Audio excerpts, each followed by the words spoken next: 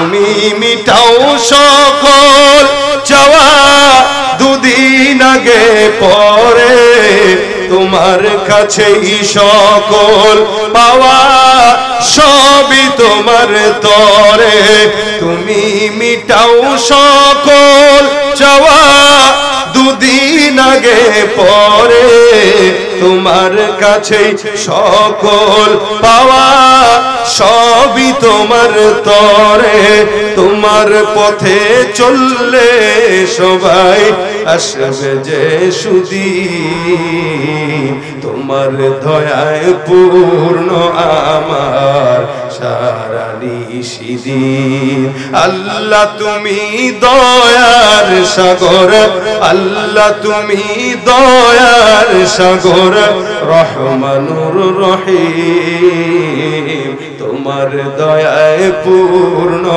আমার সারা নিশিদিন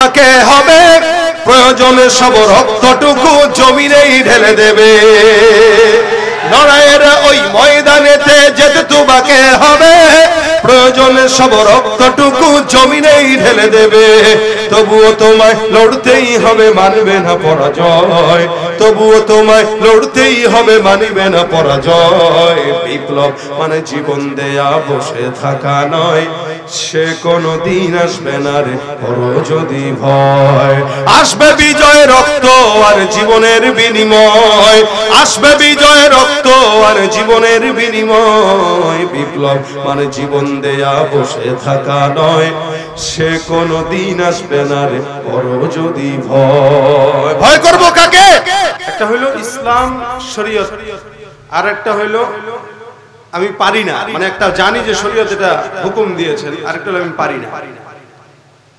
পারি না এটা আমার দোষ তাই বলে শরীয়ত এটাকে জায়েজ করে না কথাটা বুঝেন নামাজ ফরজ আমি পারি না এটা আমার দোষ তাই বলে নামাজ ফরজ থেকে বের হয়ে যাবে ঠিক না নাকি আপনারা আমার এই কথার সাথে একটু দ্বিমত আছেন ভাই থাকতে পারেন কারণ আপনাদের রেওয়াজ এরকম চলে আসতেছে অনেকে আছেন যাদের রেওয়াজ চলে আসতেছে কি ভাই আমাদের এই মাহফিলে অনেক বছর ধরে আমরা মাহফিল করতেছি শুনেছি আমার ওস্তাদ মরহুম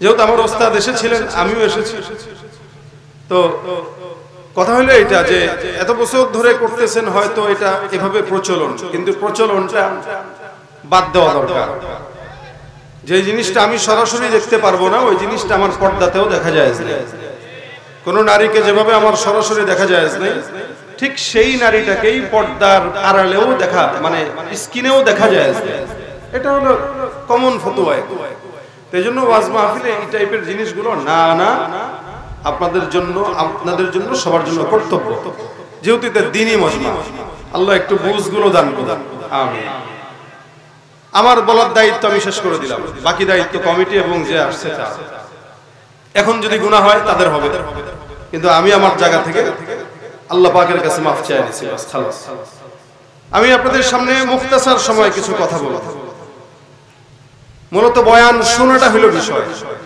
দেখা না শোনাটা বিষয় এখন বলবেন আপনারা তো গজল করেন ভিডিও করেন করি ভাই আমরা বলে দিই না এটা মহিলাদের দেখতে হবে এই চিন্তা যদি করেন এই যে বলছেন ওটাও তো দেখে না আপনি দাঁড়ান বলেন ওটা দেখি ওটার ফতোয়াটা কি বলে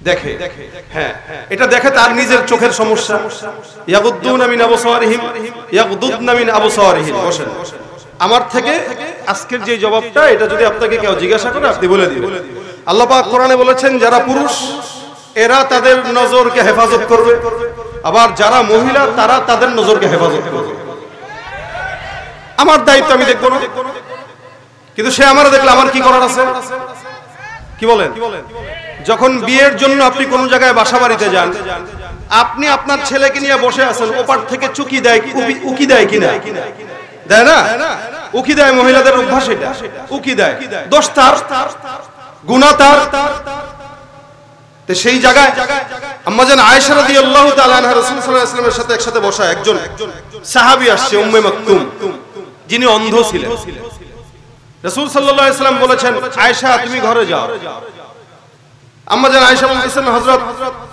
এত অন্ধ, ও তো আমাকে দেখবে না। রাসূল করিম সাল্লাল্লাহু আলাইহি ওয়াসাল্লাম স্পষ্ট বলে দিয়েছেন, সে অন্ধ হতে পারে, তুমি অন্ধ না, তোমার চোখ আছে, তুমি তোমার চোখের হেফাজত করো, যাও ঘরে যাও। আমি আমার চোখের হেফাজত করবো, আপনি আপনার চোখের হেফাজত করবেন। এখন কেউ যদি 24 ঘন্টা আমার মোবাইলে দেখে, ভাই আমার কি করার আছে, কি করার আছে, তারে কি আমি পিঠে এটা শোনাইতে পারবো? এখন তার আল্লাহর ভয় কতটুকু তার অন্তরে, এটা তার তাকওয়া আর নজরের দ্বারা হেফাজত করা বোঝা যাবে। আমার তাকওয়া এতটুকুই যে ভাই আমি বলছি আপনারা এটা দূর করেন। এখন তাদের তাকওয়া, তারা যদি মোবাইলে সার্চ দিয়ে আজকে রাতে বাসায় যায় দেখে, আমি কি কিছু বলার আছে? নাই। এজন্য যার যার হেফাজত নিজের কাছে। বর্তমান সময়ে ফিতনার জামানা, এমনও পরকীয়া বাড়তেছে। কি বলেন আপনারা? তালাক বাড়তেছে, সংসার বিচ্ছিন্নতা বাড়ছে, প্রতিনিয়ত বাড়ছে।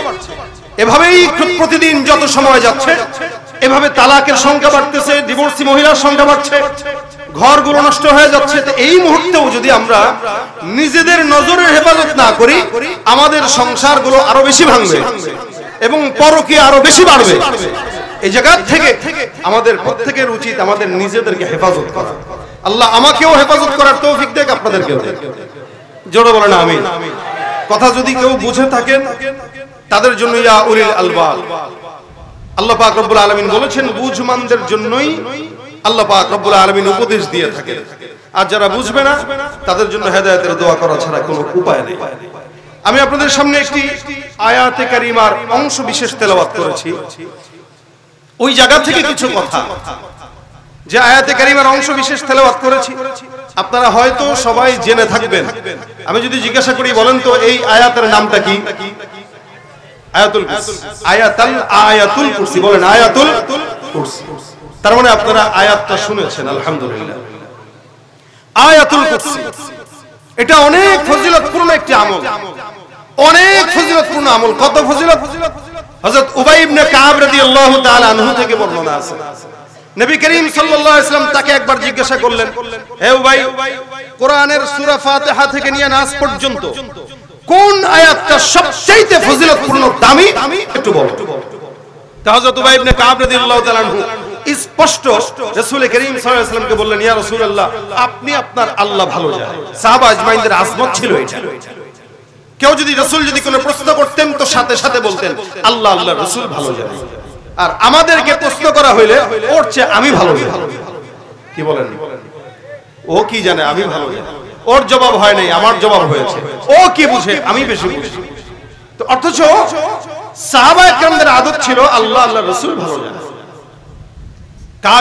উবাই ইবনে কাবকে আল্লাহর নবী আবারও জিজ্ঞাসা করলেন, উবাই ইবনে কাব, আমি আবারও তোমাকে বলছি, তুমি বলো কোরআনের সবচেয়ে আলা মাকাম, আলা তাফকার আয়াত কোনটি? উবাই ইবনে কাব বলে, ইয়া রাসূলুল্লাহ, আপনি যেহেতু আমাকে ইখতিয়ার দিয়েছেন, আপনি যেহেতু আমাকে বলেছেন, আমি ফিকির করে জবাব দেওয়ার জন্য, তাই আমি জবাব দিচ্ছি। বাকি সহি কোনটা গলত কোনটা রাসূল, এটা আপনি ছাড়া কেউ জানে না। উবাই ইবনে কাব বলতেছেন, আমার কাছে মনে হয় কোরআনের ফাতিহা থেকে নিয়ে নাস পর্যন্ত যত আয়াত আছে, সব আয়াতের ভিতরে সবচেয়ে উঁচু মানের ফজিলতপূর্ণ আয়াত হচ্ছে আয়াতুল কুরসি। এটা জোরে বলেন সুবহানাল্লাহ। সবচেয়ে ফজিলতপূর্ণ আয়াত আয়াতুল কুরসি। হযরত রাসূল করিম সাল্লাল্লাহু আলাইহি ওয়াসাল্লাম কি করলেন? এই জবাব দেওয়ার পরে আম্মা জান উবাই ইবনে কাব বলেন, নবী করিম সাল্লাল্লাহু আলাইহি ওয়াসাল্লাম আমার বুকে একটা থাপ্পড় দিলেন। এই থাপ্পড়টা কিসের?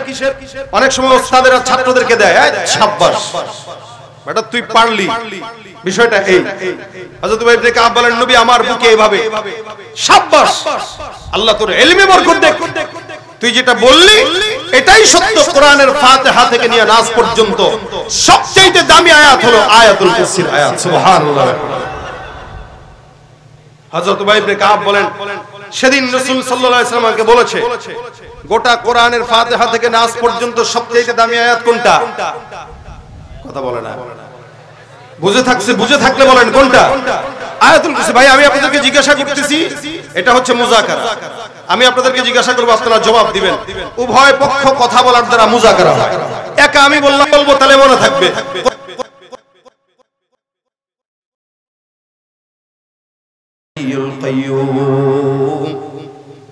লা তাখুযুহু সিনাতুন ওয়ালা নাওম এখানে আল্লাহ পাক সবক দিয়া দিলেন, আল্লাহ লা ইলাহা ইল্লাহু, এমন একজন মালিক, কুদরতওয়ালা রব, যেই রবের পরিচয় আল্লাহ পাক নিজেই তুলে ধরে বলেন। আল্লাহ পাক রব্বুল আলামিন এমন একজন কুদরতওয়ালা রব, যিনি ছাড়া অন্য কোনো ইলাহ নাই। মনে করেন তো, আল্লাহ ছাড়া অন্য কোনো ইলাহ যদি থাকতো তাহলে দুনিয়া কি টিকে থাকতো?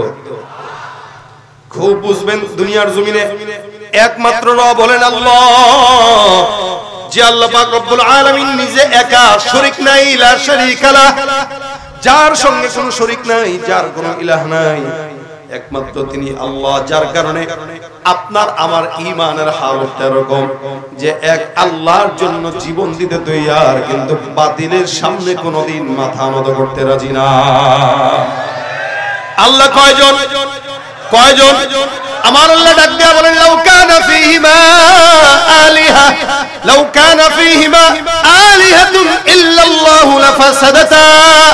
আল্লাহ পাক রব্বুল আলামিন বলেন, আসমান আর জমিনের মধ্যে যদি কোনো এক আল্লাহ ছাড়া অন্য কোনো রব থাকতো, আল্লাহ পাক রব্বুল আলামিন বলেন, এই আসমান আর জমিনের মধ্যে একাধিক প্রভু যদি থাকতো, রব থাকতো, গোটা আসমান আর জমিন ধ্বংস হয়ে যেত। খুব বুঝবেন, নেতা যখন বেশি হয় তখন এলাকার মানুষরা বিপদে থাকে, কারে থুয়ে কারে মানবে। বর্তমান বাংলাদেশের অবস্থা যেরকম, ক্ষমতায় তো কেউ নাই, এখন সবাই নেই, যার কারণে জনগণ বিপদে আছে, কারে মানবে, কে সরকার হবে। এই জন্য আল্লাহ পাক রব্বুল আলামিন বলেন, লাউ কানা ফীহিমা আলিহা ইল্লাল্লাহু লাফাসাদাতা, আল্লাহ ছাড়া অন্য কোন রব যদি জমিনের মধ্যে থাকতো, আসমান ধ্বংস হয়ে যেত, জমিন ধ্বংস হয়ে যেত। কেন? এলাকার ভিতরে মনে করেন কোন একটা বান্দা আল্লাহর কাছে বলছে, আল্লাহ আমার এই জিনিসটা দরকার। রব যদি দুইজন হইতো, একজন কইতো এটা তারা দিব, আর একজন কইতো না, তারা দেওয়া যাবে না। একজন বলতো এখন সকাল হবে, আরেকজন বলতো না এখন রাত হবে। একজন বলতো এখন দুপুর হবে, আরেকজন বলতো এখন সন্ধ্যা হবে। একজন বলতো না ওই এলাকায় মাহফিল হইতেছে, এই জায়গার কমিটিরা অনেক ভালো, তারা আমাকে ডাকে, এখানে বৃষ্টি দেওয়া যাবে না, সারাদিন আবহাওয়া সুন্দর রাখবা। আরেকজন রব বলতো না ওই এলাকার মানুষ আমার মন জয় করতে পারে নাই, যা যত বৃষ্টি আছে সব ওই এলাকার মধ্যে দিয়ে দে। এই জন্য আল্লাহ পাক বলেন, যদি রব আমি আল্লাহ ছাড়া একা অন্য কোন রব থাকতো, তাহলে এই গোটা আসমান আর জমিন ধ্বংস হয়ে যেত, ঠিক কিনা? এই জন্য রব কয়জন? একজন। একজনের বেশি আর আসার সম্ভাবনা আছে। আমার আল্লাহ বলেন, লাউ কানা ফীহিমা আলিহাতুন ইল্লাল্লাহু লাফাসাদাতা, রে আল্লাহ ছাড়া অন্য কোন রব যদি জমিনের ভিতরে থাকতো, আসমান আর জমিন ধ্বংস হয়ে যেত। ইহুদি নাসারাও বিশ্বাস করে আল্লাহ দুইজন নয়, আল্লাহ একজন। নাসারাও বিশ্বাস করে আল্লাহ একজন, ইহুদিরাও বিশ্বাস করে আল্লাহ একজন। এ মুসলমান, সবাই বিশ্বাস করে আল্লাহ একজন। এই জন্য আল্লাহ পাক বলেন, ওয়ালা ইন সাআলতাহুম মান খালাকাস সামাওয়াতি ওয়াল আরদা লা ইয়াকুলুন আল্লাহ। আমার আল্লাহ পাক রব্বুল আলামিন বলেন, যদি কাফেরদেরকে প্রশ্ন করা হয়, ইহুদিদেরকে যদি তুমি প্রশ্ন করো, মুশরিকদেরকে যদি তুমি প্রশ্ন করো, এ আসমান আর জমিন বানাইলো কে? আল্লাহ পাক রব্বুল আলামিন বলেন, নাসারাদেরকে যদি প্রশ্ন করা হয়, তারা এক বাক্যে জবাব দিয়া বলবে, আসমান আর জমিন যিনি বানাইছেন তিনি হলেন আল্লাহ। কে? যারা বলেন কে বানাইছে? তুমি মিটাও সকল চাওয়া, দুদিন আগে পরে তোমার কাছেই সকল পাওয়া, সবই তোমার তরে। তুমি মিটাও সকল চাওয়া, দুদিন আগে পরে তোমার কাছেই সকল পাওয়া, সবই তোমার তরে। তোমার পথে চললে সবাই আসবে যে সুদিন, তোমার দয়ায় পূর্ণ আমার সারা নিশিদিন। আল্লাহ তুমি দয়ার সাগর, আল্লাহ তুমি দয়ার সাগর, রহমানুর রহিম তোমার দয়ায় পূর্ণ আমার সারালি সেদিন। দয়া করেছেন কে? বানিয়েছেন কে? শুধু তাই না, আল্লাহ পাক বলেন লা ইন সাআলতাহুম মান খালাকাহুম ওয়ালা ইন সাআলতাহুম মান খালাকাহুম লা ইয়াকুলুন্না আল্লাহ। আল্লাহ ডাক দেয়া বলে তাদেরকেও যদি প্রশ্ন করা হয় তোমাদেরকে বানাইলো কে, এক বাক্যে তারা জবাব দেয়া বলবে আমাদেরকেও বানিয়েছেন আল্লাহ, আমাদেরকেও বানিয়েছেন আল্লাহ, তাদেরকেও বানিয়েছেন আল্লাহ।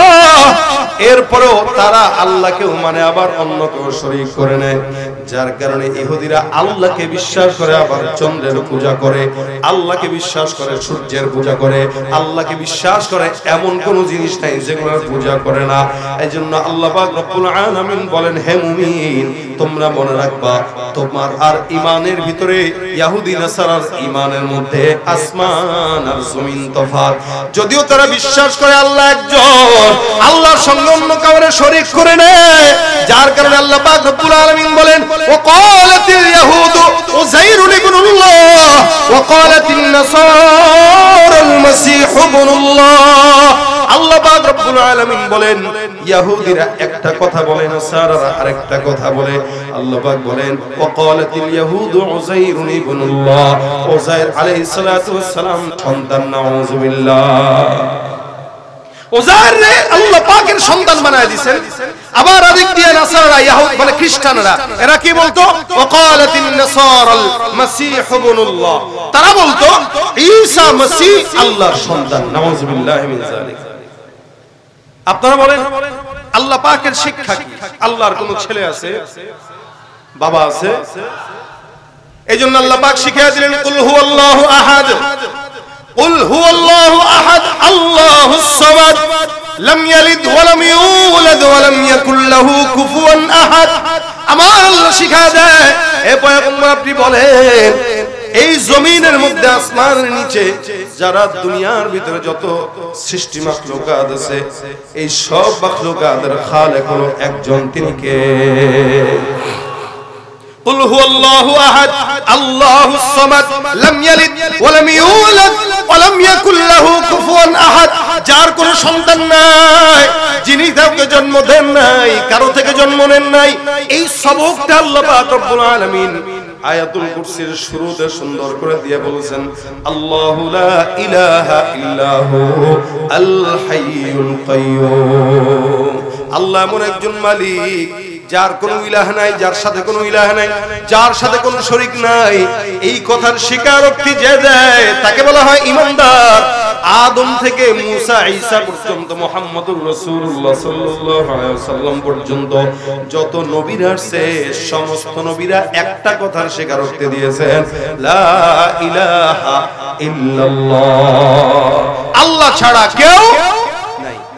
সব নবীরা একটা স্বীকারোক্তি দিয়েছেন, যার কারণে আল্লাহ পাক রব্বুল আলামিনের নবীও বলেছেন ইয়া আইয়ুহাল্লাযীনা আমানু ইয়া আইয়ুহান নাস কুলু লা ইলাহা ইল্লাল্লাহ তুফলিহু। হে লোক সকল, আল্লাহর নবী ডাক দিয়া বলেন হে ইনসান ইয়া আইয়ুহান নাস, হে মানুষেরা কুলু পড়ো, বলো, স্বীকার করো লা ইলাহা ইল্লাল্লাহ। এই কালেমার স্বীকার দাও, এই কালেমার স্বীকারোক্তি দাও, কি হবা? তুফলিহুন। যত মানুষ আছো সবাই দুনিয়া আখিরাত সব জায়গায় সফল হবে। রাসূল সাল্লাল্লাহু আলাইহি ওয়াসাল্লাম একা নয়, আদম থেকে যত নবী এসেছেন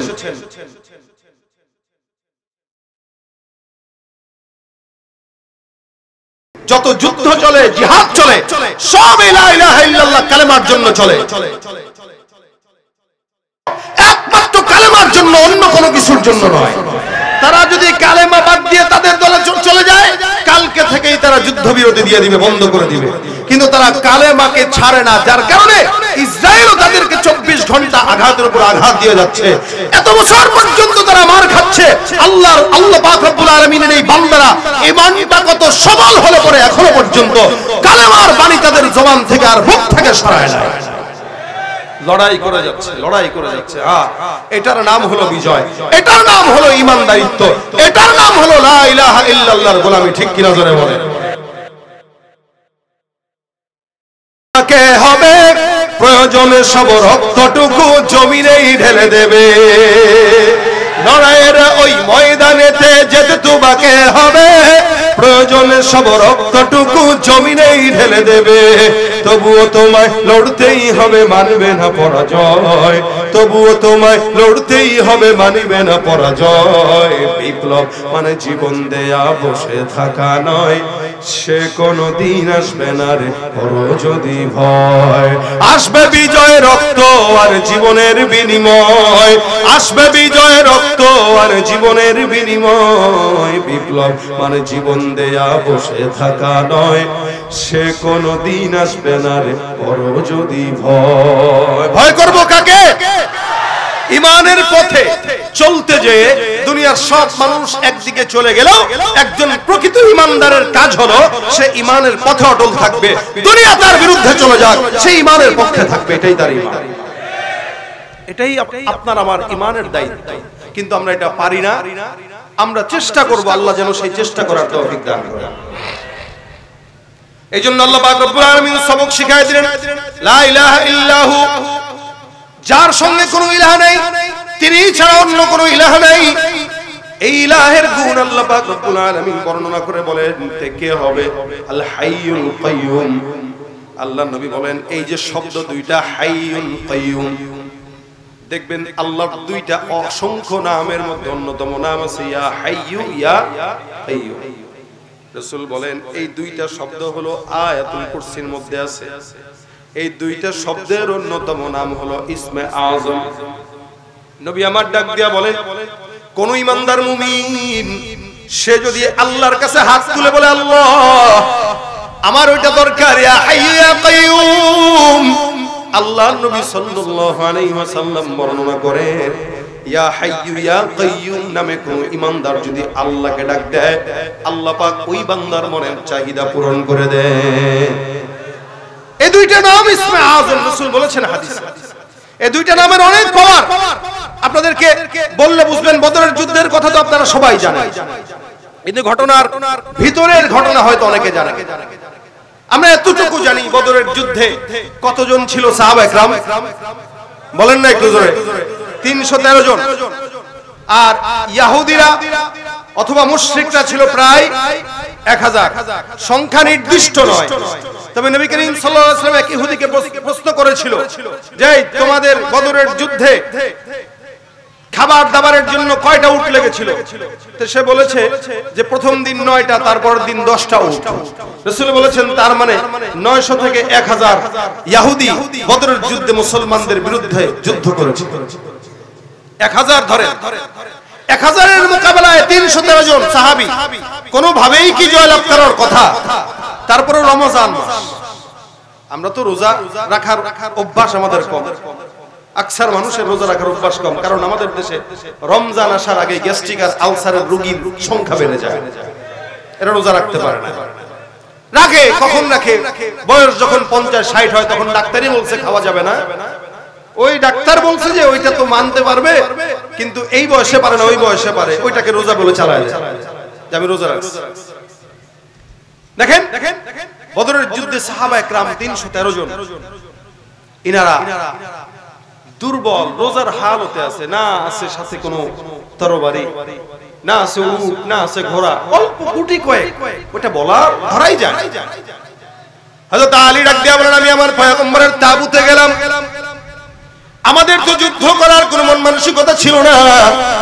আমরা যখন আল্লাহর নবীর আদেশে যুদ্ধের ময়দানে নেমে পড়লাম, তখন আমরা যুদ্ধের ময়দান থেকে আমি আমার পয়গম্বরের তাবুতে গেলাম দেখার জন্য নবী আমার কি করে। আমি তাবুর ভিতরে যেয়ে তাকায় দেখলাম আমার পয়গম্বর সুন্দর করে হাত উঠায় রাখছে, বারবার ডাক দিয়ে বলে ইয়া হাইয়ু ইয়া কাইয়ুম। আল্লাহ পাক রব্বুল আলামিনের পয়গম্বর ইয়া হাইয়ু ইয়া কাইয়ুম বলে বারবার দোয়া করে। আলী বলেন আমি অতঃপর আবার যুদ্ধের ময়দানে চলে গেলাম, আবার পয়গম্বর তাকায় দেখলাম ইয়া হাইয়ু ইয়া কাইয়ুম বলে দোয়া করে। আবার আমি রাসূলের কাছে আসলাম, আবার দেখলাম রাসূল এই শব্দ দুইটাই ধরে দোয়া করে। আমি যুদ্ধের ময়দানে চলে গেলাম, 3-3 বার আমি আমার পয়গম্বরকে বারবার এই কথা বলতে শুনলাম। আল্লাহর কসম বারবার যখন আমি আমার নবীকে সিজদার মধ্যে যে ইয়া হাইয়্যু ইয়া কাইয়্যুম বলে দোয়া করতে দেখলাম, চতুর্থবার যখন ময়দানে নামলাম, আল্লাহর কসম তাকায় দেখি কেমন যেন আমাদের ফাঁকে ফাঁকে সাদা পোশাকওয়ালা ফেরেশতারা যুদ্ধের ময়দানে নেমে গিয়েছে। আমার আল্লাহ ডাক দিয়া বলেন, লাকাদ নাসারাকুমুল্লাহু বিবদরিন ওয়া আনতুম আযিল্লা। হে পয়গম্বর, আপনার সাহাবা একরাম সব ছিল দুর্বল। আল্লাহ পাক রব্বুল আলামিন আপনি পয়গম্বর যখন ইয়া হাইয়্যু ইয়া কাইয়্যুম বলে বারবার ডাকলেন, আমি আল্লাহ আসমানের ফেরেশতাদেরকে একা দিয়া নয়, আমি আল্লাহ সমস্ত ফেরেশতার সঙ্গে ময়দানে নেমে গেলাম। আল্লাহর নবী দোয়া করেছেন ইয়া হাইয়্যু ইয়া কাইয়্যুম, আল্লাহ পাক দোয়া কবুল করে নিয়েছেন। এজন্য এটা অনেক দামি একটা শব্দ আল্লাহ পাকের নামের মধ্যে। কেউ যদি ইয়া হাইয়্যু ইয়া কাইয়্যুম বলে চায়, আল্লাহ দেয়। সন্তান হয় না, দোয়া করেন। ব্যবসায় বরকত হয় না, দোয়া করেন। যা কিছু মন চায় আল্লাহর কাছে চান, নাম দুইটা বলে দেন, ইয়া হাইয়্যু ইয়া কাইয়্যুম বিরহমাতিকা নাস্তাগীস। আয়াতুল কুরসি এত বড় দামি আয়াত, যার কারণে এই যে হাইয়ুল কাইয়্যুম নাম আল্লাহ পাক দিয়ে দিয়েছেন। আবু হুরায়রা থেকে হাদিস বর্ণিত, সাহাবী আবু হুরায়রা রাদিয়াল্লাহু তাআলা আনহু বর্ণনা করেন, আল্লাহ পাক রব্বুল আলামিনের পয়গম্বর আমাকে একবার কিছু সাদাকার মাল আমার কাছে দিলেন একটু পাহারা দেওয়ার জন্য। আমি সাদাকার মালগুলো পাহারা দেওয়ার জন্য আমি নেমে গেলাম। নবী আমার কাছে আমানতের মাল দিয়েছে পাহারা দেওয়ার জন্য। আমানতের মাল যখন পয়গম্বর দিলেন, আমি ঘরের ভিতরে মালগুলো রাখলাম। রাখার পর সুন্দর করে নামাজের মধ্যে দাঁড়ায় গেলাম। নামাজ পড়তেছি, ইবাদত করতেছি, হঠাৎ করে তাকায় দেখি কোথ থেকে যেন একটা চোর আমার ঘরের মধ্যে ঢুকে গেল এবং ওই যেই সাদাকার মালগুলো, খেজুরগুলো ঘরের মধ্যে এক কোণায় রেখেছিলাম, ওই খেজুরের গোলা থেকে কিছু খেজুর তার ব্যাগের ভিতরে ভরা শুরু করলো। যেই লোকটা না বলে না সে কি চোর, একটু জোরে বলেন। জনগণের টাকা হোক, সম্পদ হোক, জায়গা হোক, জমি হোক, না বলে যে দখল করে সে কে? চোর। মুশকিল হলো আমাদের দেশে 2-3 টাকা যারা চুরি করে অথবা 2টা মোবাইল চুরি করে, এদেরকে আমরা পিটে কি করি, জায়গায় পারলে মেরে ফেলি। কিন্তু এই সমাজের কোটি কোটি টাকা চুরি করে যারা ওপারে চলে যায়, তাদের আমরা বিচার করতে পারি না, অথবা তাদেরকে কখনো দেখলে আমরা সালামও করি। এজন্য ইসলামের শরীয়তের আইন যদি দেশে থাকতো, চুরি মিনিমাম আকাল্লা মিসদাক হলো 10 দিরহাম। কেউ যদি এতটুকু চুরি করে, ইসলামী শরীয়ত বলে তার হাত কেটে দাও। এজন্য আল্লাহ কোরআনে বলেছেন, ওয়াস-সারিকু ওয়াস-সারিকাতু ফাকতাউ আইদিয়াহুমা। চোর পুরুষ হোক অথবা নারী হোক, দয়া দেখানো দরকার নাই, চুরি করছো তো হাত কেটে দাও। যদি চুরি করার কারণে হাত কাটা হতো, তাহলে দ্বিতীয় কোনো চোর দ্বিতীয়বার চুরি করার দুঃসাহস করতে পারত না। কিন্তু আমাদের দেশে চোররা এখনো আছে না নাই? এখনো চুরি হয় কি হয় না? বলেন না, হয় কি হয় না?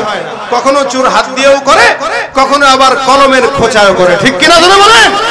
ওরা হলো দেশের লাগি মহামারীর মতন, ফাইলে কলম ঠেকাইয়া চালায় শুধুই নির্যাতন।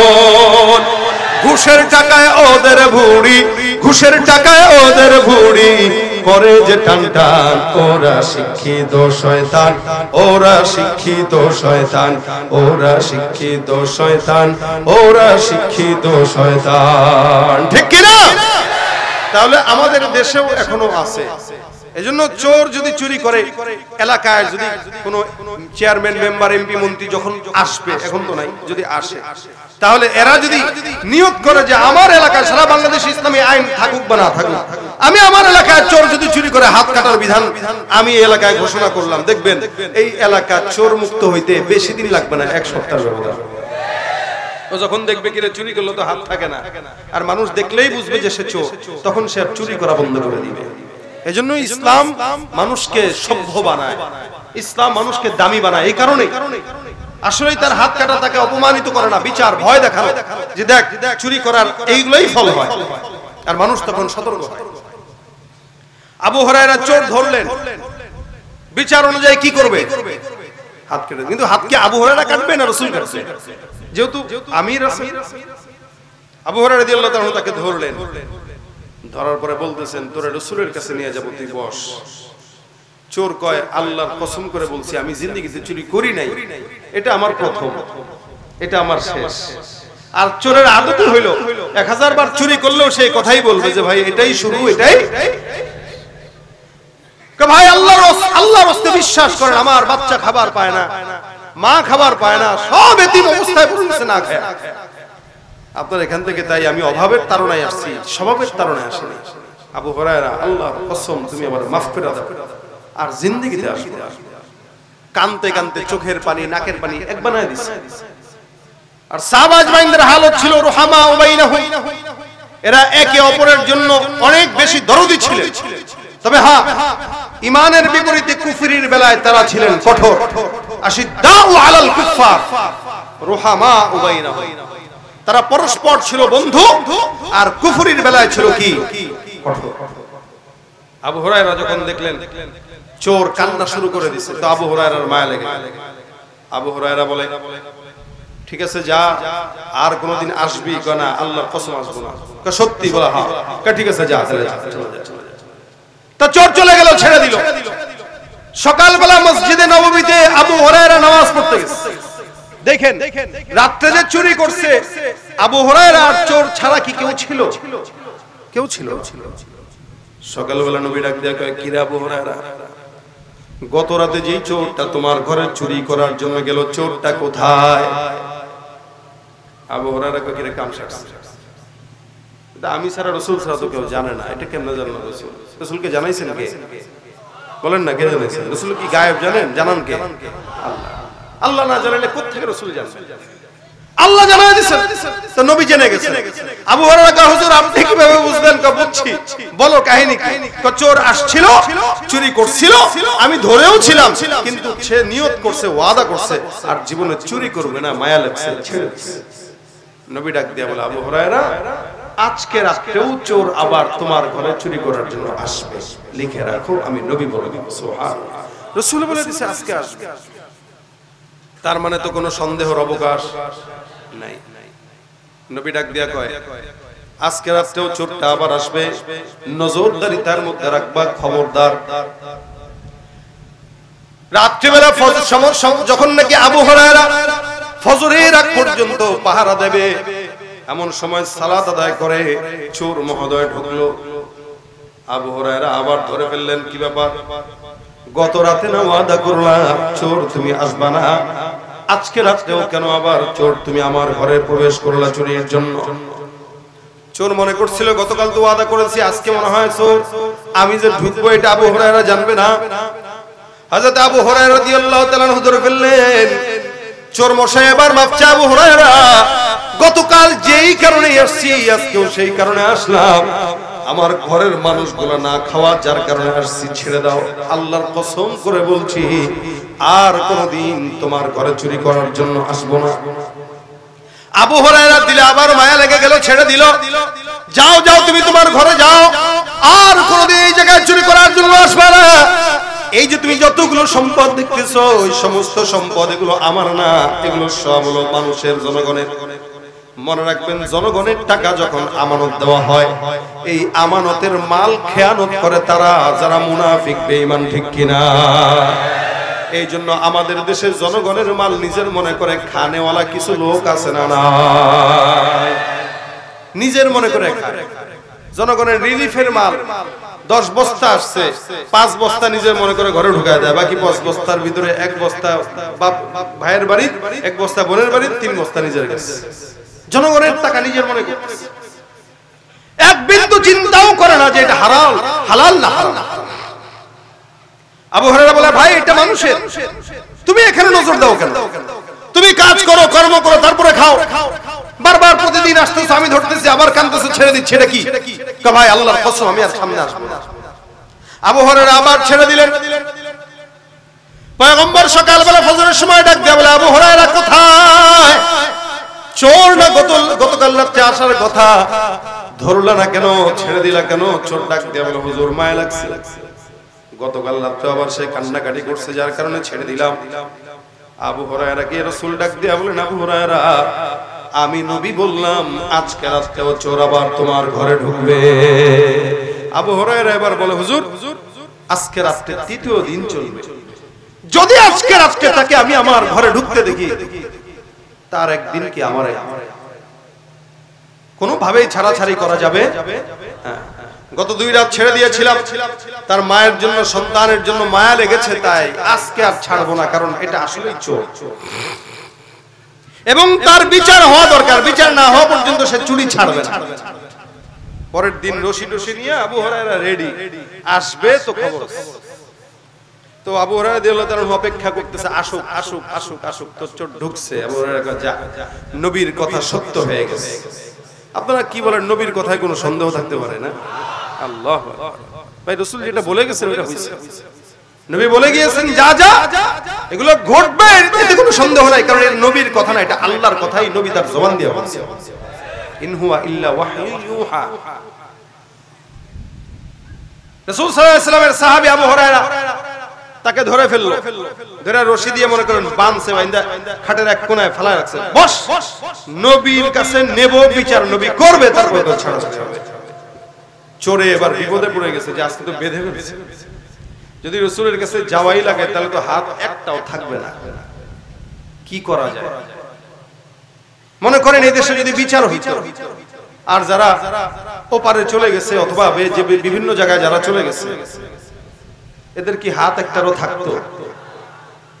অথবা এখন যারা কেউ যদি আবার সামনে এরকম করে যে চুরি করে, দুর্নীতি করে অথবা অন্যান্য কাজের সাথে নিয়োজিত থাকে, যদি বিচার হইতো তাহলে কি তারা তৃতীয়বার কোনো সুযোগ করার চেষ্টা করতো? এজন্য শরীয়ত। চোর ভয় পেয়ে গেছে যে আমার হাত কাটবে। এখন চোর কি বলবে কি বলবে? গত 2 বার বলছে কি যে আমার বাচ্চা খায় না, মা খায় না, আজকে কি বলবে? আবু হুরায়রা চুপ, কোনো কথা বলবি না, তুই কথা বললে বিপদ, কথা বললে মায়া লেগে যায়, কি করবে? চোর ডাক দিয়ে বলে আবু হুরায়রা আর আসবো না, এটা শেষ। কদর তোর কোনো কথার বিশ্বাস নাই, আসবে কি না আসবে আজকে রাসূলের কাছে তোকে নিতেই হবে। কিছুক্ষণ পরে চোর ডাক দিয়ে বলে আবু হুরায়রা বলে কি অনেক কিছুই তো হইলো, তোমার জন্য আমার দিলের ভিতরে একটা মায়া লাগে, বুঝছেন নি? একটু আবেগে খোসা দিতেছে, তোমার জন্য আমার মায়া লাগে। আবু হুরায়রা তোমার আমি একটা জিনিস শিখাইতে চাই। আবু হুরায়রা বলে তুমি কি শিক্ষা দিবা? চোর ডাক দিয়া বলতেছে আল্লাহর কোরআনের মধ্যে এমন একটা আয়াত আছে যে আয়াতের আমল তুমি জানো না, আমি আবু হুরায়রা কোরআন থেকে ওই আমলটা শিখাইতে চাই। আবু হুরায়রা কয় আয় রে বাপ রে বাপ, চুরি করে কুল পায় না, আবার সে আমরা আমল শিখাবে। চোরে কয় মিয়া তুমি কি মনে করছো আমি চোর বলে আমার ঈমান দুর্বল? চোর হলে কি আছে, ঈমান তো ঠিক আছে। দুর্নীতি করলে কি হয়েছে, ঈমান তো ঠিক আছে। নামাজ না পড়লে কি হয়েছে, ঈমান তো ঠিক আছে। ঘুষ খাইলে কি হয়েছে, ঈমান তো ঠিক আছে। এই কথা বলনেওয়ালা লোক এই সমাজে অনেক বেশি আছে, কম নাই।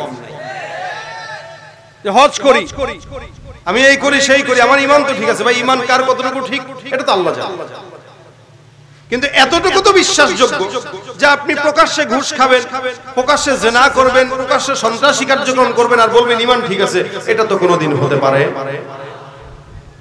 চোর শিখাইতে যাচ্ছে কাকে? হযরত আবু হুরায়রাকে, যে রাসূল সাল্লাল্লাহু আলাইহি ওয়াসাল্লামের সবচেয়ে বেশি হাদিস বর্ণনাকারী সাহাবী, তাকে চোর শিখাইতে যাচ্ছে। আবু হুরায়রা কয় তাহলে শিখাও। আবু হুরায়রা জানে, চোর ভালো করে জানে যে আবু হুরায়রার একটা দুর্বল পয়েন্ট, যদি তাকে আমি শিখাই দেই তাহলে সে হয়তো আমারে ছাড়বে। এজন্য চোর বলতেছেন আবু হুরায়রা শিখতে চাও? বলে চাই। শিখাও। কয় এত সহজে? বলে কি করতে হবে?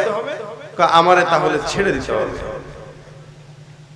সে ফাঁদ পাচ্ছে, সে যদি আমল শিখায় তাহলে তাকে ছেড়ে দিতে হবে। যার কারণে আবু হুরায়রা বলেন তুমি যদি আমাকে কোরআন থেকে আমল শিখায় দাও আমি তোমাকে ছেড়ে দিব। এবার চোর ডাক দিয়া বলে শোনো, কোন বান্দা যদি সূরা বাকারার এই আয়াতটা রাত্রি বেলা ঘুমানোর আগে পাঠ করে, আল্লাহ পাক রব্বুল আলামিন সারা রাত ওই বান্দাকে সকল প্রকার শয়তান জিন্নাতের সব প্রকার ক্ষতি থেকে আল্লাহ নিজে জিম্মাদার হয়ে হেফাজত করবে। আবার সকালবেলা কেউ যদি পড়ে, সারাদিন আল্লাহ পাক রব্বুল আলামিন ওই বান্দাকে জিম্মায় নিয়ে নিবে, সকালবেলা পড়লে আল্লাহর জিম্মায় চলে যাবা সারাদিন, আবার রাত্রিবেলা যদি পড়ো সারা রাত আল্লাহর জিম্মায় চলে যাবা।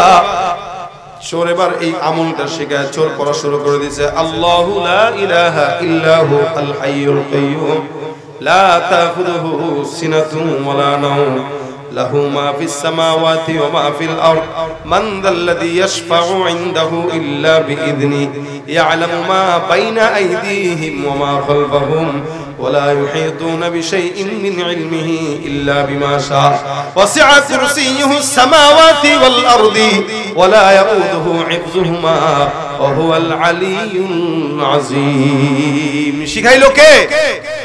চোর শিখায়। আবু হুরায়রা কাহারে এমন সুন্দর আমল আমি জানতাম না, তোর মতো একটা শেষরা চোরকে ধরে রাখার চাইতে ছেড়ে দেওয়াই উত্তম, তোর মতো চোরকে ধরে রাখার চাইতে ওই আমলটা শেখা অনেক উত্তম। তুই আমাকে শিখাই দিলি, যা যা, আমি আবু হুরায়রা তোকে ছেড়ে দিলাম। আবু হুরায়রা তো জানেন এটাকে কত বড় শয়তান চোর, যার কারণে আবু হুরায়রা ছেড়ে দেয়। সকালবেলা ফজরের নামাজে যখন মসজিদে নববীতে যায়, আল্লাহর নবী সাল্লাল্লাহু আলাইহি ওয়াসাল্লাম বলেন, কি ব্যাপার, আজকে রাত্রি চোর না আনার কথা ছিল, চোরটা গেল কোথায়? আবু হুরায়রা বলেন, হুজুর এত বিপদে পড়লাম ইয়া রাসূলুল্লাহ, গত রাতে যেই ঘটনা ঘটলো সব ঘটনা আবু হুরায়রা আল্লাহর নবী সাল্লাল্লাহু আলাইহি ওয়াসাল্লামকে বর্ণনা করে শোনায় দিলেন। নবী বলে, তাই তোমার সাথে এটাই ঘটছে? বলে জি। আল্লাহ রাসূল সাল্লাল্লাহু আলাইহি ওয়াসাল্লাম বলেন, ইন্নাহু ক্বাদ সাদাকা ফাহুয়া কাযূব। আবু হুরায়রা, যেই লোকটা তোমার কাছে 3 দিন তোমার ঘরে পরপর চুরি করতে এসেছে এবং লাস্টের দিন তোমাকে কোরআন থেকে একটি আমল শিখিয়ে কোনোমতে পালিয়েছে, অবশ্যই সে যে তোমাকে শিখিয়ে গিয়েছে সে সত্যটাই শিখিয়েছে। সুবহানাল্লাহ। শিখাইছিল কে? চোরে। আর এই চোরের শেখানোটা সত্যবাদিতা দিচ্ছে কে? সত্যতা দিচ্ছে রাসূল। তাহলে বুঝতে হবে চোরের এলেম আছে। এখন নবী বলতেছেন, ইন্নাহু ক্বাদ সাদাকা ওয়া হুয়া কাযূব। এই যদিও চোরটা তোমাকে সত্য বলেছে, কিন্তু সে সত্যবাদী না, সে মিথ্যুক। সে কি? মিথ্যুক। আবু হুরায়রা, হুজুর আপনি কি তারে চিনেন? আপনি যেমনে বললেন পরপর 3 দিন আসলো, আবার আপনি এখনো বলতেছেন সে মিথ্যাবাদী। হুজুর আপনি কি তাকে চিনেন? সে কে? নবী ডাক দিয়া বলেন, যাকা শাইতান, সে ছিল মূলত ইবলিস শয়তান। কে ছিল? ইবলিস শয়তান। চুরি করতে আসে নাই, মূলত ওই যে সাদাকার মালের বরকত নষ্ট করার জন্য এসেছে। আমরা আমাদের ঘরে অনেক সময় সম্পদ জমা করি, এই সম্পদ যখন জমা করি অনেক সময় দেখা যায় ওখান থেকে বরকত নষ্ট হয়। অনেক সময় বাগান লাগাই, এই জায়গায় কি হয় তা জানি না, তবে অনেক সময় অনেকে কলার ব্যবসা করে, আমের সময় আমের ব্যবসা করে, লিচুর ব্যবসা করে, ধানের ব্যবসা করে, তো দেখা যায় ব্যবসায় বরকত হয় না। রাসূল করিম সাল্লাল্লাহু আলাইহি ওয়াসাল্লাম বলেন, এই আয়াতুল কুরসি এমন একটা আমল, কেউ যদি তার ঘরে ফুক পড়ে রাত্রিবেলা সকালবেলা আমল করে, আল্লাহ পাক তার সম্পদের হেফাজতের জিম্মাদারি নিজের কাঁধে নিয়ে নেন। অনেক বড় গুরুত্বপূর্ণ আমল। এইজন্য আবু হুরায়রা বলতেছেন, হুজুর তাহলে চোর আমাকে কেন এটা শিখাইলো? নবী বলেন, শোনো, ও তো নিজেও জানে যে কি পড়লে ও ভয় পায়, তুমি কোনটা পড়লেও তোমার কাছে আসবে না, এটা তো ভালো জানে, কারণ এটা তার দুর্বল জায়গা। আর মানুষ তার দুর্বল জায়গা কখনো বলতে চায় না, কখন বলে? যখন সে ঠেকায় পড়ে। এই শয়তানটা ঠেকায় পড়ছে, জানে যে আমার কাছে আসলে খবর আছে, এই কারণে আমি নবীর হাত থেকে বাঁচার জন্য সে তোমাকে তার যে দুর্বল জায়গা, ওই দুর্বল জায়গার জ্ঞানটা শিক্ষা দিয়ে পড়ে লাগছে। কিন্তু সে যেটা শিক্ষা দিয়েছে এটা 100% সত্য, এতে কোনো সন্দেহ নাই। তাহলে আমরা এই হাদিস থেকে কি শিখলাম? যে আয়াতুল কুরসিটা এমন একটা আমল, আপনি বাসায় পড়ে ফু দিবেন। ভাই আমি উত্তরবঙ্গে এক জায়গায় গত বছর মাহফিলে গিয়েছি, তো একটা ক্লোজ ভাই আমার আছে, ওনার বাসায় গেলাম। বাসায় যায় দেখি আতরের একটা কর্নার আছে। আমি বললাম, এত আতর মাশাআল্লাহ দেন আমার একটা। কয় নেন, এখানে যারা আসে তারা এভাবেই নেয়। কিন্তু আরো আতর ছিল, আতর চুরি হয়। আমি বললাম কিভাবে চুরি হয়? তা বলতেছে, ভাই জিন্নাত নিয়ে যায়। আচ্ছা তাই নাকি, তাহলে ঘরে আয়াতুল কুরসি পড়েন। পড়তাম, আগে পড়তাম না তো নিত, এখন পড়েই এখন আর নেয়। মানে তার ঘর থেকে টাকা এবং এই আতর জিন্নাত চুরি করে করে নিয়ে যায়। রাত্রেবেলা ঘুমানোর আগে দেখছে 10টা, সকালে উঠে দেখে 9টা, একটা নাই। এটা হয়। এই যে এই ঘটনা থেকে আমরা এটা প্রমাণ পেলাম। আপনার সম্পদের বরকত নষ্ট করে নিয়ে যায়, আপনার ফসল ফলাদি দেখবেন বরকত নষ্ট করে দিয়ে যায়। আপনি মাছের ঘের করছেন তো ঘেরের মাছের ভিতরে দেখবেন হঠাৎ নাস মিন শাররিল ওয়াসওয়াসিল খান্নাস আল্লাযী ইউওয়াসওয়িসু ফি সুদুরিন নাস মিনাল জিন্নাতি ওয়ান নাস। মানে মানুষ শয়তান এবং জিন শয়তান দুটোটাই তো আছে। জিন শয়তান আপনাকে দূর থেকে ক্ষতি করে, আর মানুষ শয়তান আপনার পাশে বসে বসে ক্ষতি করে। জিন শয়তানকে ধরা যায় না, মানুষ শয়তানকে তো ধরা যায়। মানুষ শয়তানকে কিছু করা যায় না, কিন্তু জিন শয়তানকে করা যায়। আয়াতুল কুরসি পড়বেন, আল্লাহ পাক জিন্নাত শয়তান থেকে আপনার সমস্ত সম্পদগুলোকে নিজে কুদরতিভাবে হেফাজত করেন। এইজন্য রাত্রিবেলা ঘুমাইলেন, আপনার ছোট বাচ্চা আছে, ওই বাচ্চাটা হঠাৎ করে কান্নাকাটি করতেছে, আয়াতুল কুরসি পড়ে পেটে ফু দিয়ে দেন। আয়াতুল কুরসি পড়ে তাকে একটু শরীর বন্ধ করে রাখেন, দেখবেন ইনশাআল্লাহ আল্লাহ পাক আয়াতুল কুরসির বদৌলতে আপনাকে হেফাজত করবে। শুধু তাই না, উবাই ইবনে কাব রাদিয়াল্লাহু তাআলা আনহু উনি একবার ওনার জঙ্গলে গেছেন, বাগান ছিল বিশাল বড় মাজরা, খেজুর বাগান। এই খেজুর বাগানের ভিতরে হযরত উবাই ইবনে কাব বিশাল খেজুর লাগাইছে। যারা সৌদি গিয়েছেন এরা জানে, সৌদিতে অনেক বড় বড় মাজরা আছে। এই মাজরাগুলো এক একটা মাজরাতে হাজার হাজার গাছ। তো উবাই ইবনে কাব রাদিয়াল্লাহু তাআলা আনহু ওনার বাগানে গেলেন। যাওয়ার পরে উনি তাকায় দেখে ওনার বাগানে যেই পড়া খেজুরগুলো আছে গোলার ভিতরে রাখা, ওই খেজুর থেকে একটা যুবক ছেলে কিছু খেজুর নেওয়ার জন্য হাত ঢুকাইতেছে আর নিচ্ছে ব্যাগের ভিতরে। হযরত উবাই ইবনে কাব গেলেন সামনে, যা ডাক দিয়া বলে, আসসালামু আলাইকুম ওয়া রাহমাতুল্লাহ, কে তুমি? সালাম দিলেন। এখন এই চোরে সালামের জবাবও নিছে, ওয়ালাইকুম আসসালাম। তুমি কে? এখন ধরা খেয়ে গেছে, থতমত খেয়ে কিছু বলতে পারে না, চুপচাপ আছে। উবাই ইবনে কাব রাদিয়াল্লাহু তাআলা সাথে সাথে তার পিছনের কলার ধরে ফেলছে। এই তুমি না জিজ্ঞাসা করে না বলা কয়া করে এখান থেকে তুমি খেজুর নিয়ে যাচ্ছ, কে তুমি? কে? হযরত উবাই ইবনে কাব বলতেছেন যখন, তখন তো ধরা খেয়ে গেছে। সে বলতেছে, আমি জিন্নাতের মধ্যে থেকে। দেখি হাত, দেখি হাত দাও, হাত দাও। হাত ধরে ফেলছে। তা হাত ধরার পরে তাকায় দেখেন যে তার হাত কুকুরের হাতের মতো এবং হাতের ভিতরে বড় বড় পশম, চেহারাও অনেকটা ভয়ঙ্কর। উবাই ইবনে কাব বলেন, আসলেই তুমি জিন্নাত? বলে হ্যাঁ। আপনি জিন্নাতদেরকে জিজ্ঞাসা করলে বল দেখবেন আমি জিনদের ভিতরে ভাইরাল জিন, মানে এখন ভাইরাল আছে না, তো সে বলতেছে আমি জিন্নাতদের ভিতরে পরিচিত জিন এবং আমাকে সাহসী হিসেবে সবাই চিনে, শক্তিশালী হিসেবে সবাই চিনে। তুমি এত শক্তিশালী হলে আমার এই বাগানে কি করো? আপনার বাগানে আসছিলাম এই যে কিছু মাল আছে এগুলার সম্পদের বরকত নষ্ট করার জন্য। তার মানে জিন শয়তানের কাজই হলো আপনার আমার জিন্দেগি থেকে বরকত উঠায় নেওয়া। আপনার বিবির অন্তরের ভিতরে এসে ওয়াসওয়াসা দিবে, এই পরকিয়া কর। আপনার অন্তরে ওয়াসওয়াসা দিবে, পরকিয়া কর। এই যে কথাগুলো বলে বলে ওয়াসওয়াসা দিয়া আপনার আমার ঘরের ভিতরে শয়তান সুন্দর করে সুন্দর সংসারটাকে দুঃখের করার পয়তারা করবে। এগুলো সব তাদের কাজ। এই কারণে উবাই ইবনে কাব বলেন, আচ্ছা তোমাকে যেহেতু ধরেই ফেললাম, এখন তুমি বলো তো তোমার হাত থেকে বাঁচার জন্য কি আমল করব? তখন সেই জিন্নাত শেখায় দিল, বেশি বেশি পড়বা আল্লাহু লা ইলাহা ইল্লাহু। আয়াতুল কুরসি কোন বান্দা যদি পড়ে আল্লাহ পাক আমাদের হাত থেকে ওই বান্দাকে হেফাজত করবে। আয়াতুল কুরসি পড়ো, এটার বিকল্প কোনো আমল নাই। এখন আসেন আরেকটা হাদিসে যাই। এতক্ষণ 2 দিন যাবত পর্যন্ত আপনারা বয়ান শুনেছেন, কতটুকু কি অন্তরে নিয়েছেন আমি জানি না। অনেককে যদি জিজ্ঞাসা করি ভাই কি শুনছেন, অনেকে বলবেন মনেই নাই। এজন্য আমি আজকের এই মাহফিল 12টা বেজে গেল, এতক্ষণ পর্যন্ত আলোচনা হওয়ার পরেও আপনাদেরকে যদি জিজ্ঞাসা করি কি শিখেছেন, আশা করি বলতে পারবেন এবং এটা বাসা পর্যন্ত নিবেন, কারণ শেষ বয়ানটা দিলে থাকে এবং মনে রাখা সহজ। এজন্য আপনাদেরকে বলবো এখন যেই কথাটা বলবো এই কথাটা মনে রাখবেন এবং আমল করার নিয়তে শুনবেন ইনশাআল্লাহ। আল্লাহ তৌফিক দান করে বলেন আমিন। তাহলে হবে মাহফিলের সার্থকতা। আমরা মাহফিলে আসলাম, চলে গেলাম, কিছু নিলাম না, সার্থকতা না। নবী করিম সাল্লাল্লাহু আলাইহি সাল্লাম বলেন, তোমরা জান্নাতে আমার সাথে তো যেতে চাও, আপনারা চান তো ইনশাআল্লাহ? সবাই তো চান না? আলহামদুলিল্লাহ। আমাদের সকলের মনের চাহত, আশা, দুনিয়াতে আমরা আমল করে রাসূলের জান্নাত পাবো, এটার কোনো গ্যারান্টি নেই। দুনিয়াতে আমল করে না আমি, না আপনি, না আমার ডানে বামে যারা আছে কেউ পাবে, কেউ পাবে না, কারণ আমাদের আমল নাই। তবে আমরা আল্লাহর দয়ায় আল্লাহর জান্নাত পাবো। বিশ্বাস হয় না? ঘুমাইতেছেন আপনারা, আপনারা দুর্বল, যার কারণে আমার আলোচনাও দুর্বল।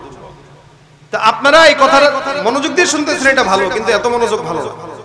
কথা বলতে হয়, আলোচকের সাথে কথা বললে আলোচকের কথা বের হয়। তো দেখেন আয়াতুল কুরসিটা এত ফজিলতপূর্ণ। আল্লাহ রাসূল সাল্লাল্লাহু আলাইহি ওয়াসাল্লাম বলেন, তোমরা আমার সাথে জান্নাতে যেতে চাও? তো বলে হ্যাঁ চাই। নবী বলেন, দেখেন, মান করা আয়াতুল কুরসি ফি কুল্লি দুবুরি সালাহ ফি দুবুরি কুল্লি সালাতিন মাকতুবা লাম ইয়ামনাহু মিন দুখুলিল জান্নাতি ইল্লা আইয়ামু। এই শেষ এই কথাটা আপনারা শুনে যান, এটা মাথায় রাখবেন, আমল করার চেষ্টা করবেন। রাসূল বলেন, কেউ যদি 5 ওয়াক্ত নামাজ পড়েন, অভ্যাস আছে 5 ওয়াক্ত নামাজ পড়ার, আছে অভ্যাস। নবী বলেন, কেউ যদি 5 ওয়াক্ত নামাজ পড়ে, এই যে দেখেন, এই একটা হাত, এই একটা হাত, এটা হলো দুনিয়া, এটা হলো জান্নাত, মাঝখানে একটা পর্দা আছে। নবী বলেন, কেউ যদি 5 ওয়াক্ত নামাজের পর আয়াতুল কুরসি তেলাওয়াত করে, আল্লাহ পাক রব্বুল আলামিন দুনিয়ার জমিন থেকে জান্নাতে নেওয়ার জন্য পর্দাটা ছিঁড়বে, সোজা জান্নাতে ঢুকে যাবে। আমলটা কি সহজ না কঠিন? আল্লাহ, কত কত সহজ রাস্তা আর দিবে আল্লাহ বলেন। আচ্ছা, এই যে আমরা কুষ্টিয়ায় আলোচনা করতেছি, এই কুষ্টিয়াতে আসা ঢাকার জন্য অনেক রাস্তা আছে না? ঢাকা থেকে যেমন যমুনা দিয়েও আসতে পারবে, কেউ চাইলে আরিচা দিয়েও আসতে পারবে, কেউ পাটুরিয়া দিয়েও আসতে পারবে, কেউ মাগুরা হয়েও ঘুরে আসতে পারবে, ওদিক থেকে রাজশাহী দিয়ে আসতে পারবে, বিভিন্ন জায়গা থেকে আসতে পারবেন যদি আপনার রাস্তা জানা থাকে। আবার কেউ হেলিকপ্টারেও আসতে পারবে। এখন আপনি কিভাবে আসবেন সেটা আপনার হিসাব। জান্নাতে যাওয়ার এরকম হাজারো পথ আছে, হাজারো পথ।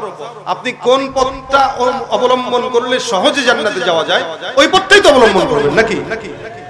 দূরের রাস্তা তো অবলম্বন করা দরকার নেই। নবী বলেন, লাম ইয়ামনাহু মিন দুখুলিল জান্নাতি ইল্লা আইয়ামুত।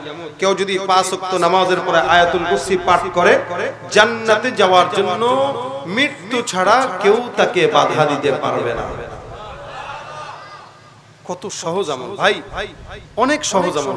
একটা কথা মাথায় খালি ঢুকায় নেন আজকে থেকে, যে আমি আমার ফজরের নামাজের পর, জোহরের পর, আসরের পর, মাগরিবের পর, এশার পর জবানে সালাম ফিরানোর সাথে সাথেই বলে ফেলবো, আল্লাহু লা ইলাহা ইল্লা হুয়াল হাইয়ুল কাইয়্যুম লা তাখুযুহু সিনাতুন।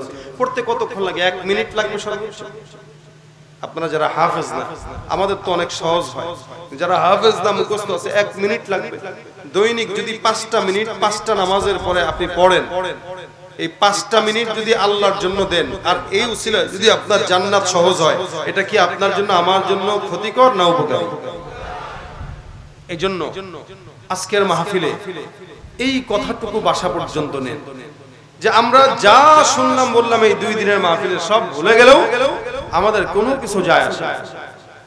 মাহফিলে তো প্রতিদিন কত কথা শুনেন, সব তো আর মনে রাখতে পারেন না, কিন্তু ছোট্ট যে আমলটা যেটা মনে রাখা সম্ভব, ওই আমলটা তো অন্তত করতে পারি। কি বলেন, ঠিক না?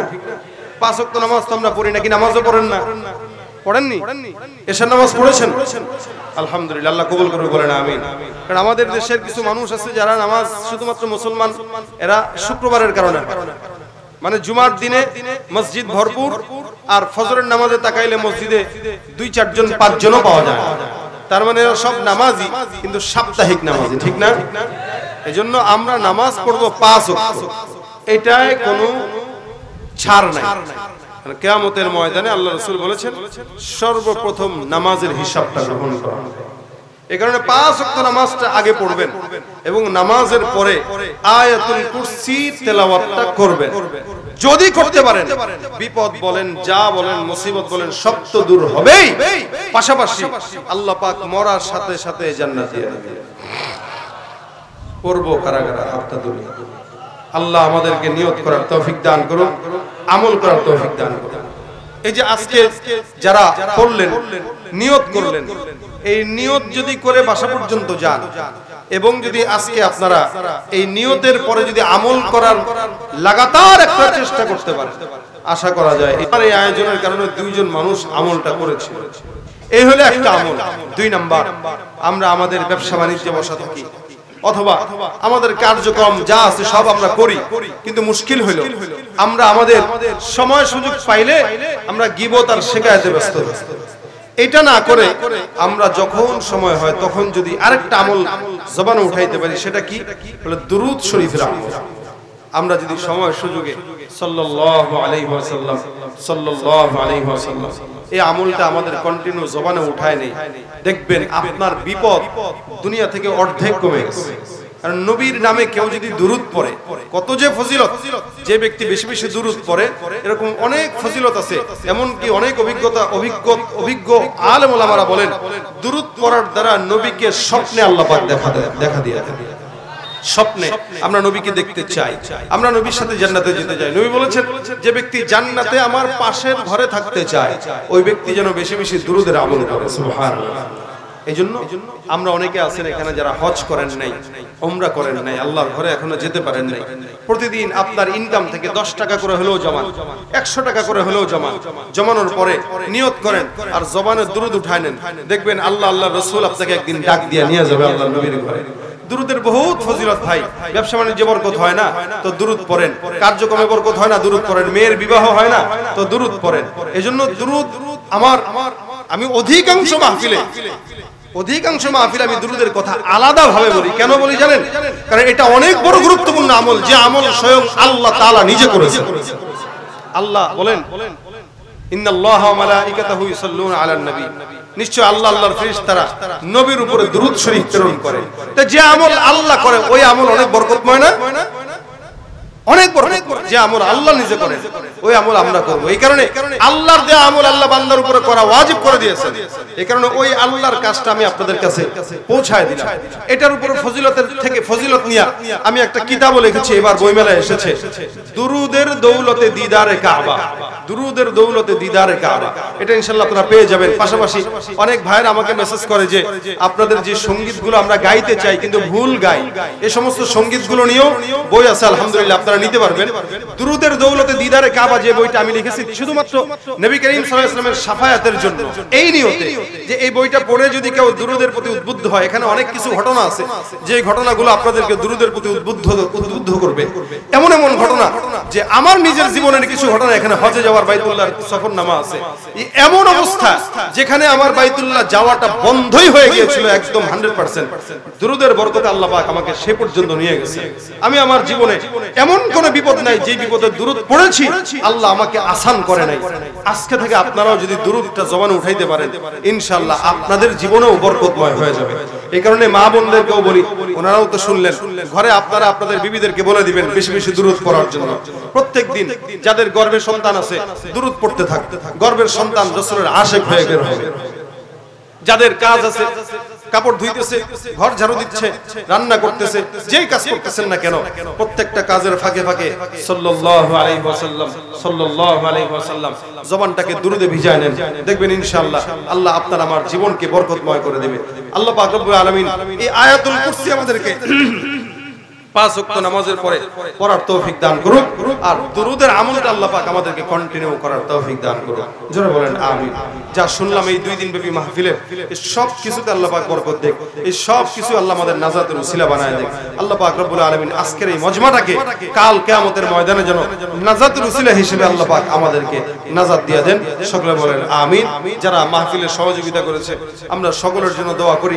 বিশেষ করে ভাইজান এখানে বসা ছিলেন, অনেক বড় মানুষ, ওয়ার্ল্ড বিশ্ববিদ্যালয় আছে, ওটার প্রভাষক, অনেক বড় বিশ্ববিদ্যালয়, বিশ্বের ভিতরে নাম করা, এত বড় একজন মানুষ এই ব্যস্ততার ভিতরে আপনাদের এলাকার গর্ব, উনি বসা ছিলেন ওই আপনাদের এলাকার পাশের খতিব সাহেব হুজুর 38 বছর ধরে উনি এই জায়গায় খতিব হিসেবে দায়িত্ব পালন করতেছেন, ওনারও বসা ছিলেন। পাশাপাশি আপনারাও শেষ পর্যন্ত একদম চুপচাপ বসেছিলেন যারা, আল্লাহ পাক আপনাদের সকলকে জাযা খায়র দান করুন। জানে মালে ইমানে আমলে হায়াতে রিজিকে আল্লাহ পাক সব কিছুতে বরকত দান করুন। সকলে বলেন আমিন। দুরূদ শরীফ পড়ুন। আল্লাহুম্মা সাল্লি আলা সাইয়্যিদিনা ওয়া নাবিয়্যিনা ওয়া শাফিঈনা ওয়া হাবিবিনা মাওলানা মুহাম্মদ সাল্লাল্লাহু আলাইহি ওয়া আলা আলিহি ওয়া আসহাবিহি ওয়া বারাক ওয়া সাল্লাম। আস্তাগফিরুল্লাহ রাব্বি মিন কুল্লি যামবি ওয়া আতুবু ইলাইহি লা হাওলা ওয়া লা কুওয়াতা ইল্লা বিল্লাহিল আলিয়্যিল আযীম। আস্তাগফিরুল্লাহ রাব্বি মিন কুল্লি যামবি ওয়া আতুবু ইলাইহি لا حول ولا قوة إلا بالله العلي العظيم